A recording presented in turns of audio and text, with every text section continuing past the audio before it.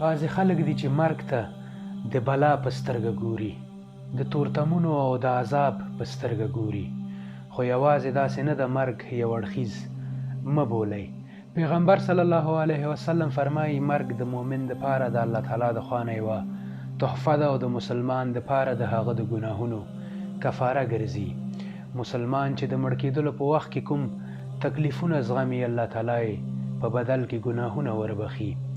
هغه صلی الله علیه وسلم فرمایي په ورځ د قیامت باندې چې به کله ټول خلک د الله تعالی په وړاندې څرګند شي، الله تعالی به فرمایي چې آیا تاسې په دنیا کې زما د لیدلو هیلهمند وئ او زما لیدل مو خوښول؟